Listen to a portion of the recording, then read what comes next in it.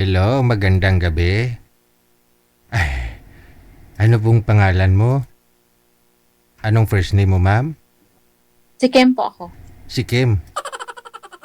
Yeah. Si Kim or si Kem. Kim? Kem. Kim lang. Okay. Ma'am Kim, saan po kayo ngayon? Parang Kim Cho, ganon? Hindi naman. Iba din ang spelling niya eh. Kimchi. Kem. Kem. Kem. Okay. Si Madam Kem. Saan po kayo ngayon, Ma'am Kem? Currently po, nasa Kuwait po ako. Ay, nasa Kuwait. Ano oras po dyan? Last 3 ng hapon ba lang, no? 3:35. Okay. So, relax muna, no? Relax muna tayo. Wala po kayong ka-video call dyan?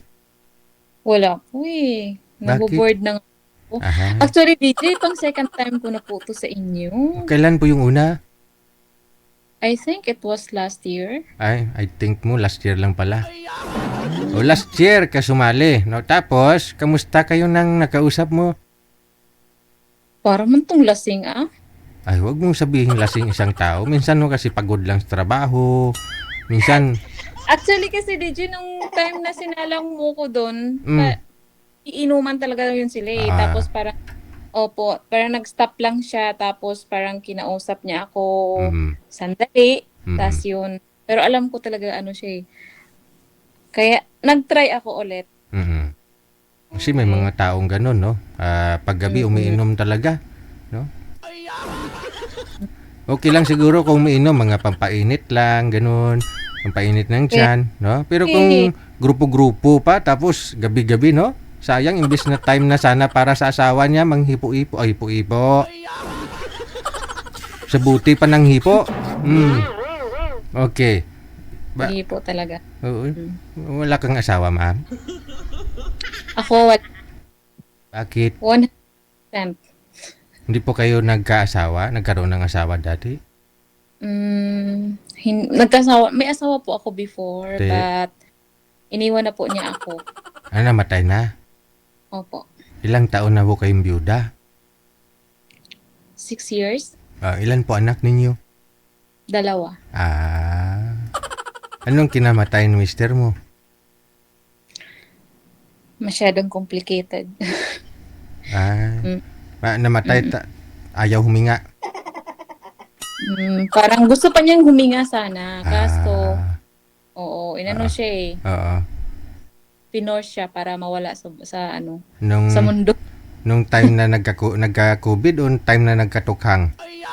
Wala po. Yeah. Yan. Yung second word. Ano ba yun? Nadamay po ba? Nadamay po ba o yun po talaga? Actually, di ko po alam kung ano talaga ang buong pangyayari kasi wala ako dyan eh. Nangyayari. Yun lang, no? Sige. Ngayon, baka hindi surrender si mister mo kasi kung nag-surrender yon, hindi naman siya gaganunin. Yun ang sabi nila eh. Di ko po alam eh. Pero anak nyo po ngayon nasaan? Nandun po sa probinsya namin. Saan po yung province mo? Sa Negros Oriental. Bisaya po ako. Bisaya. Okay. Malalaki naman na ho mga anak mo? Ang panganay ko, 20 years old, graduating sa college. And then, ang bunso ko naman ay going 16. Okay. Pero nagka-boyfriend ka naman sa 6 years? Wala nga po, DJ. Kaya nga napunta ako dito sa programa niyo eh. Wala talagang ligaw. Walang naligaw? Wala talagang naligaw. Okay. Sige, mga ilang taon ang gusto mo? Sana naman, itong mas matanda naman sa akin. Gusto ko yung mas ahead, mas ano siya sa akin, mas matured. Mas mature yung mukha. Gusto ko po, DJ, itong mga nasa mga 40 plus. Ganyan. Ilang taon ka na ba? 40 plus na. Ano yung plus sa 40? 41. 41. Mga 45, ganun. Yes. Okay, sige. Yung parang matured naman kung mag-isip. Oo. Kasi minsan, di baling bata pa man, basta matured mag-isip Kasi may mga kasi hindi talaga. Kadalasan naman sa mga bata pa, yung parang wala lang. Hindi, sa panahon kasi ngayon, no, na ma-mature tayo sa mga nangyayari sa atin sa araw-araw, no? Depende ko kasi yan sa mga sitwasyon ng pamilya mo, buhay mo, sarili mo. No, mayroon po dyan kasi na matanda na yung edad pero bata isip. Mayroon naman ho dyan bata pa Oo. pero matured na yung pag-isip. Oo. Oh, meron. Yan. Kasi depende sa hamon ng buhay na kanilang hinaharap sa pang-araw-araw. So, sa pihom ako, no? Sige, madam, ha? Standby lang po kayo, no? Oh, sige. Makakanap din tayo para sa'yo, ha? Okay. Sige. Thank you. Kape ka po muna dyan para lalo kang gumanda. Grabe. Ang init kaya dito. E di magkutsara ka. Ang kape, grabe yung init ito ngayon. Masarap kaya magkape ng mainit ang panahon. No? Ganun ba? Oo. Yung kape na malamig. Yung minsan, bang summer dito sa Pilipinas, kung may cube ice, may cube ice ka dyan. Lagyan mo kay 3 piraso. Tunawin mo sa maliit na mainit na tubig, tapos tunawin mo yung kape. Kung may cream ka dyan, sana all may cream. Pero maganda yung purong kape talaga.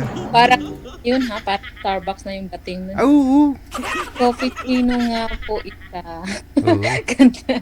Si Madam Esther nga, pinadalan kami ng kape at saka coffee mate. Ang ginawa namin, nilagay ko sa manager. Ano ngayon? Yung blender.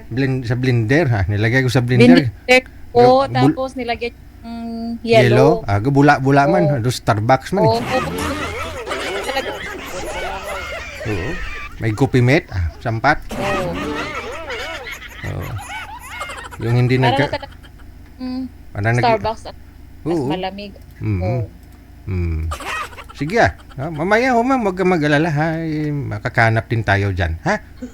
Sige lang. Okay. Manood lang ako ng movie, tawagan mo lang ako, DJ, ha?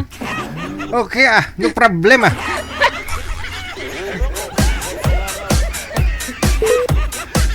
Tuntos mo, manood ka pala ng movie, tawagan lang kita. DJ Jill.